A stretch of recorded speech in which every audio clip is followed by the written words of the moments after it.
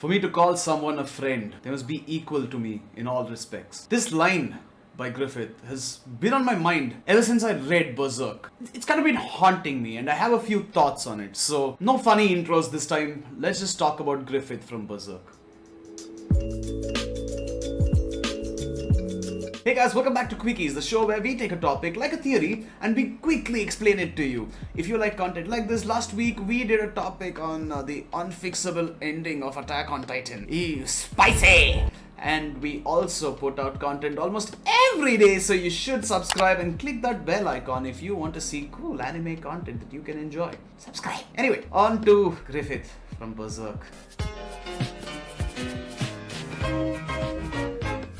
So Griffith, okay, let me be upfront about this. What Griffith did was unforgivable, okay? Betraying all his comrades, betraying his love interest. Like, come on, what he did was completely scummy, okay? He's the literal scum of the world. He's like, nothing could be worse than what he did. Okay, let me say that straight up, but that's not the aspect I want to talk about today. There's something else that's been on my mind. Let me give a quick reasoning as to why I'm skipping past this stuff. Going back to the start of the video, that same line is the reason. Griffith says, if someone is equal to him, only then does he respect them as a friend. And he later says that Guts is the only one that he considers a friend. I mean, he hasn't said that about Casca. Casca's been there all along. So does he really see these people as comrades? Because he does act lovingly and he does act very nice with them. He does protect them at times. Or does he just see them as soldiers to reach what his ambitious goals are? Owning a kingdom, basically becoming king. Are they just stepping stones to his success? So what I'm saying is, Griffith didn't really sacrifice the band of Hawks in the sense that he sacrificed his friends. He just sacrificed his tools. He just sacrificed the pawns that he was using to achieve his goals. And think about it, like he had the option of achieving his overly ambitious plan of a kingdom, which might have never happened had he not gone down this route. Another look behind his reasoning, a brave, proud warrior can no longer do any of the things that he was famous for. He was basically skinned, his muscles removed. He couldn't hold up a sword. Heck, he couldn't even stand up properly. A person who was once the leader of an army, a person who once defended a kingdom on his own with his little band of hawks, now could no longer do anything. No longer could he lead the hawks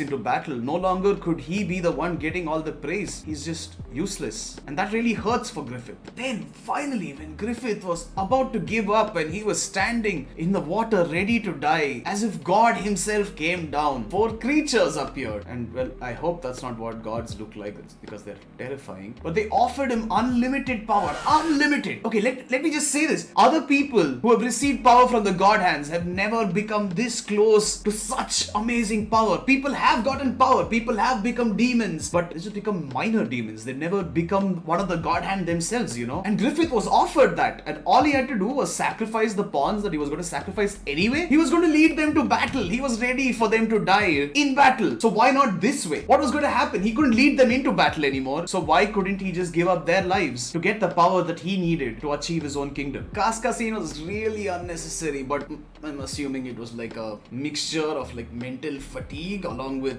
that newfound power that he had. He probably thought that Casca and Guts were betraying him by getting together, so he wanted like a show of dominance. Disgusting. That's terrible. There's like no excuse for that. I don't even know why a person who had such godly power would want to do something as petty as that. Now finally, on to the main topic. Is Griffith right? Like, let's just take a look at what he's done. He's created a heavenly kingdom. He's given opportunities to people from everywhere. He brought the astral world into the let's avoid that. So did the Avatar, okay, and everybody loves Korra. His army protects everybody who are plagued by these monsters, even though he brought them into the world. He defeated an evil king, though some might see him as evil. But this evil king was squashing his own soldiers under his foot, calling them pretty red flowers.